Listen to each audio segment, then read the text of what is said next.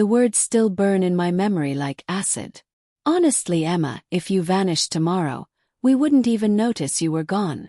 My stepmother Helena's voice cut through the summer air at our annual family barbecue, followed by that signature cruel laugh. My stepsister Madison snorted with amusement. My father Robert just shook his head and turned back to his beer. Even my young nephew Tyler looked away, embarrassed for me. I raised my burger like a toast and smiled. Challenge accepted, Helena. Everyone thought I was joking. They had no idea I meant every word. Growing up, I was the family ghost. While Madison got designer clothes and college funds, I got hand-me-downs and lectures about being grateful. When Helena needed someone to handle the bills, manage the household finances, or deal with boring paperwork, suddenly I became visible. "Emma's so good with numbers," she'd say, dumping another stack of documents on my desk. I was their unpaid accountant, invisible daughter, and convenient punching bag all rolled into one. But that barbecue comment was the final straw. That night, while they slept off their wine and laughter, I began my masterpiece. First, I gathered everything. Bank statements, insurance policies, mortgage documents. All the financial records they trusted me to organize. Helena had made me joint signatory on most accounts years ago because it's easier for you to handle things. She was right. It was very easy. I didn't storm out dramatically. Instead, I disappeared like smoke. New apartment across town, new phone number, complete radio silence. For weeks, they probably thought I was having some kind of breakdown. They had no idea I was orchestrating theirs. The beauty was in the timing.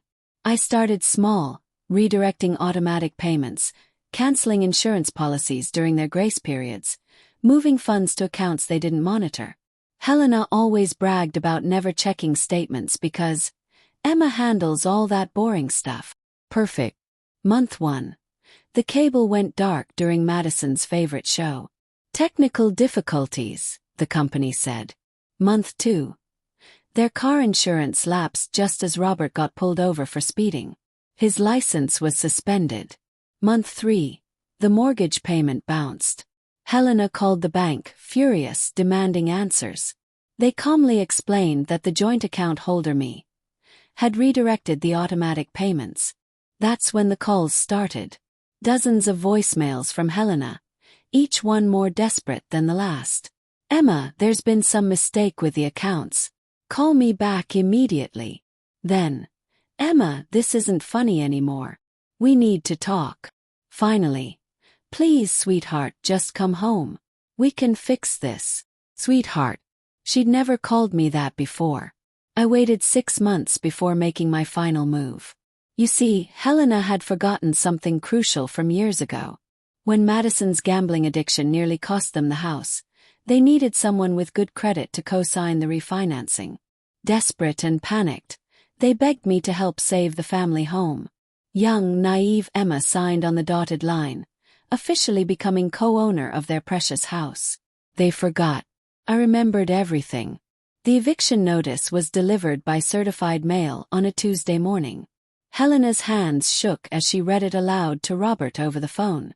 I know because I was parked across the street, watching through my car window. Joint ownership violation.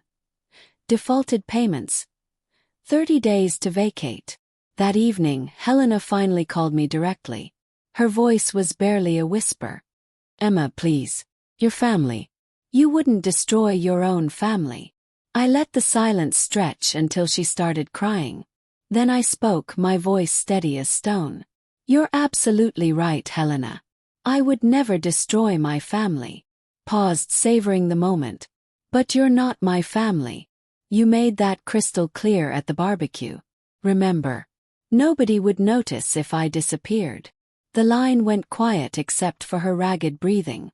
"Well," I continued, "I disappeared. And look how much you noticed." I hung up and blocked the number.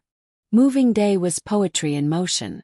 I watched from my car as the sheriff supervised their frantic packing. Madison screamed at the deputy about her rights. Robert sat on the porch steps, head in his hands. Tyler cried as they loaded his gaming setup into a borrowed truck. And Helena. She stood in the doorway of the house she'd ruled for 15 years, looking around desperately as if waiting for someone to save her. Someone to notice her distress and make it all go away. Nobody came. As their truck disappeared around the corner, I felt something I'd never experienced before. Complete, overwhelming peace. They wanted me to vanish. Mission accomplished. The girl who begged for scraps was gone forever. What remained was someone who knew exactly what she was worth. Challenge accepted. Challenge 1.